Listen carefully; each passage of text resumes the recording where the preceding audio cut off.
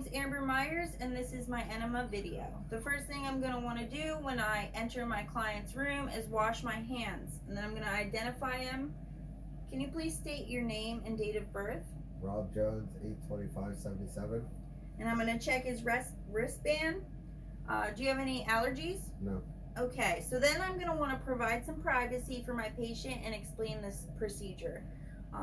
Today, your doctor ordered an soap-suds enema. Do you have any questions? No. Okay, so after I explain the procedure, I'm going to want to make sure my patient feels safe. Feeling safe? Okay. So the next thing I want to do is grab my enema bag, fill it to the 500 milliliters ordered, and add my soap agent into the bag. And the next thing I'm going to want to do is unclamp, make sure that my entire tubing is primed. We're going to hang this on little hospital equipment, which I don't have. And the next thing we're going to want to do is an abdominal assessment on our patient. So we want to make sure that there's no distension and no pain, nothing. Okay. So at this point, I'm going to want to ask these two questions. When's the last bowel movement you had? 2 days ago. And what was the consistency? It was ruddy. Okay. Okay. So, the patient said 2 days ago and runny consistency. So we're going to see if the enema will get more out. The runny consistency could be because he has a fecal infection. So the next thing I'm going to do is place my patient on their left side.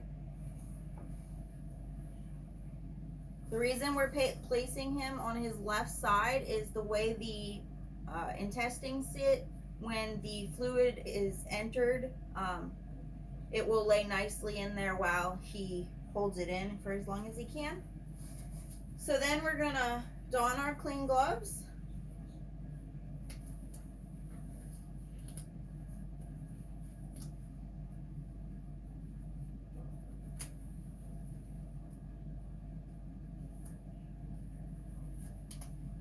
We're going to protect the patient's bed linens by placing an absorbent mat underneath of him. We have our bedpan and our enema. So this is hanging. We're going to grab the end of our enema tube and we're going to lube it 2 inches. And then we're going to insert it 3 to 4 inches into our patient's rectum, and we're going to hold it there because if we don't hold it, the sphincter is going to push it out. And so the entire time we're administering this, we want to make sure that our enema bag is no more than 18 inches above the patient. We're going to unclamp and allow our fluid to enter. We're going to instruct our patient, please hold in for at least 15 minutes or as long as you can. If the patient feels some cramping, we can close the clamp, or another option is to lower the bag so that it eases the patient's cramping. And so once we've administered as much as possible of the enema, we are going to remove it. Usually I would be on the other side, but this angle works better for the video. Wrap it in our absorbent pad. Throw that away. We're going to cover our patient back up.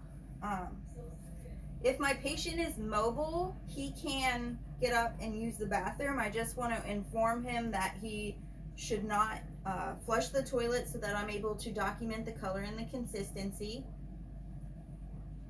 If my patient is not mobile, we're going to lift them up, place them on a bedpan. Then I want to document the procedure and